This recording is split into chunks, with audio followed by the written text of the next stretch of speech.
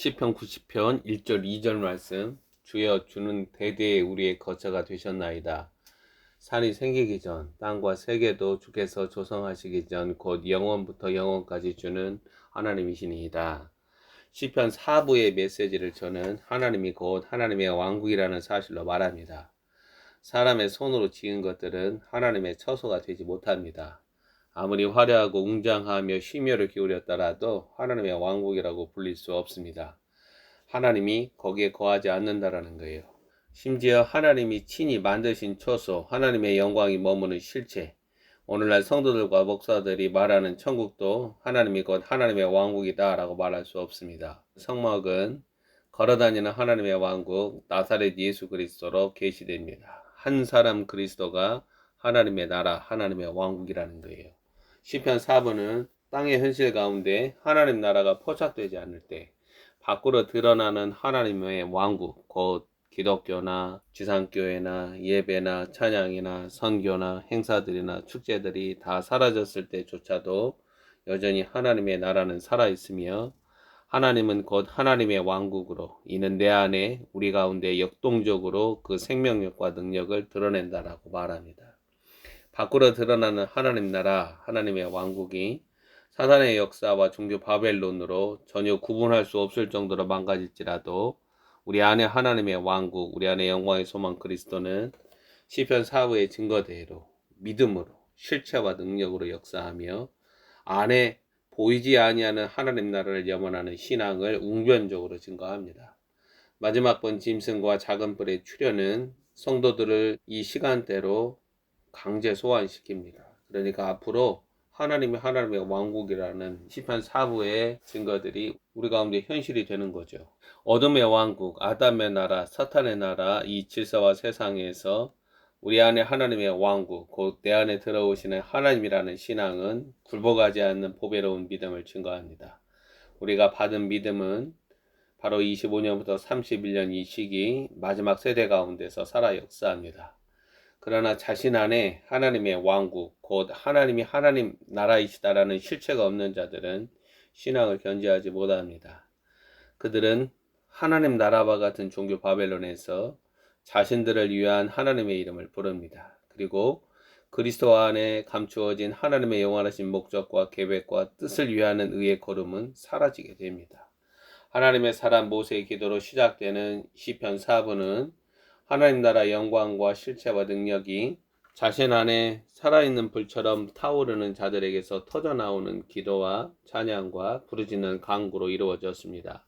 시편 4부는 악한 날들에 악한 세력들을 향하여 승리하기까지 믿음을 저버리지 않으면서 하나님이 의도하신 일들을 이루고 난 후 영광으로 들어가기 위해 그 어둠의 시간과 공간을 돌파해 나가는 신앙 묶음입니다.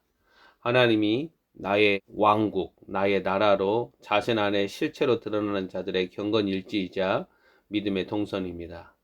시편 4부는 마지막 시기 주가 걸어가신 길을 따르려는 자들에게 위로와 용기, 인내와 평안을 가져다 줍니다. 시편 90편에서 모세는 하나님은 영원하시다라고 고백합니다. 영원하신 하나님이 친히 다스리신다라고 증거합니다. 하나님의 통치는 영원하시다라는 사실을 모세로 대표되는 율법이 증거하고 있다는 거예요. 율법은 영원하신 하나님의 통치를 증거합니다. 창조는 하나님의 나라를 말합니다. 창조 그리고 그리스도 안에 새로운 창조, 이 모두 하나님의 선하시고 의로우신 다스리심, 그의 영원하신 통치를 말합니다.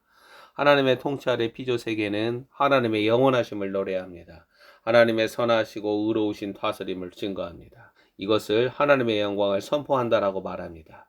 모세는 이러한 사실을 증거하기 위하여 유한하고 흙으로 돌아가는 인생으로 하여금 영원하신 하나님을 하나님의 성소로 삼도록 말합니다.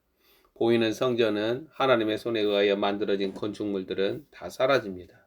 땅에서 하나님의 집이라고 불리는 성전이 눈에 보이지 않고 하나님의 말씀을 가르치고 함께 모여 예배하는 자들은 찾아볼 수 없는, 즉 성전은 하나님의 통치를 상징하는데 성전이 사라짐으로 하나님의 통치도 사라진 듯 보이는 세상에서 모세는 하나님의 백성들에게 보이지 않는 영원한 성소이신 하나님을 성전 삼으라고 말합니다. 1절은 보이지 아니하시는 주님이 대대로 영원토록 우리의 거처임을 밝힙니다.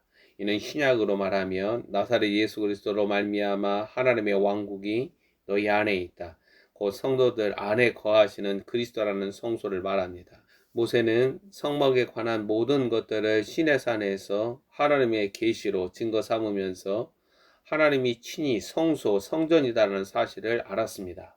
그래서 땅에서 하나님의 통치가 사라지는 시기, 물리적 공간으로 성전이 없고 그 안에 인적 구성원이 흩어져서 모이지 않는 시기에도 하나님 나라가 되시는 내 안에 그리스도, 영원하신 하나님을 우리의 거처로 고백합니다.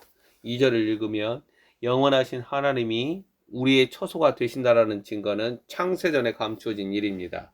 영원부터 영원까지 주는 하나님이시다. 우리의 처소가 되신다라는 증거는 그리스도의 비밀입니다. 그리스도는 내 안에 하나님의 왕국, 하나님의 나라예요. 본문 3절은 죄가 낳은 저주를 말합니다.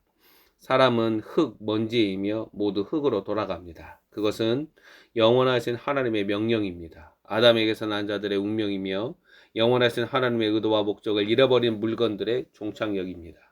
주께서 사람을 티끌로 돌아가게 하심은 하나님의 명령을 거역한 사람의 죄악을 항상 기억나게 합니다. 주의 목전에서 시간은 없는 것과 같고 모든 세대들은 잠깐 자는 것에 지나지 않습니다. 모세는 인생, 삶, 피조세계에 대한 깊은 성찰을 드러내므로 영원하신 하나님을 처소 삼아 살아가도록 하나님의 백성들을 이끕니다. 아담들을 향하여 발하여진 하나님의 명령을 영접하지 않는 자들, 듣지 않는 자들은 한 번도 인생을 깊이 들여다보지 않습니다. 즉 영원하신 하나님을 생각하지 않는다라는 거예요. 영원하신 하나님의 다스리심과 주관하심을 알지 못하기 때문에 6절에 결박이 됩니다. 풀은 아침에 꽃이 피어 자라다가 저녁에는 시들어 마르나이다. 하루살이 풀의 비유로 인간의 삶을 묘사하는 하나님의 증거는 1절의 신앙 고백을 죽음과 헛됨이라는 운명에서 영원하신 하나님을 의지하는 믿음을 잃지 않으려는 분투입니다. 하나님과의 언약 안에 거하는 이스라엘은 하나님으로부터 스스로 떠났습니다. 이들은 아담과 같이 영원하신 하나님 앞에 거하는 영광을 버리고 하루살이 풀의 운명에 묶여 영원하신 하나님을 기억하지 않습니다.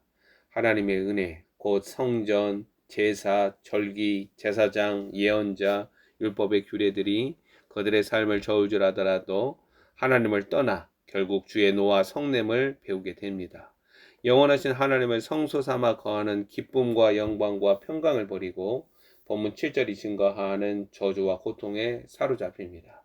우리는 주의 노에 소멸되며 주의 분내심에 놀라나이다. 하나님의 징계와 심판이 그들에게 처절하였던 만큼 영원할 것만 같았던 인간의 영광과 오만함이 흙으로 하루 만에 사라짐을 알게 됩니다. 모세는 1절과 2절 이것과 다르게 3절에서 10절을 구분하여 장송국, 애가와 같이 영원하신 하나님을 향하여 마음을 토로합니다. 그가 미리 본 나라와 민족의 멸망 그리고 성전의 파괴가 몰아온 언약 백성들의 혼돈을 창조주 하나님, 영원하신 하나님을 기억함으로 하나님의 자비와 긍휼을 간구함으로 타개하려 듭니다. 8절에서 모세는 직설적으로 우리의 죄악을 주의 앞에 놓으시고 우리의 은밀한 죄를 주의 얼굴빛 가운데 두셨다라고 고백합니다.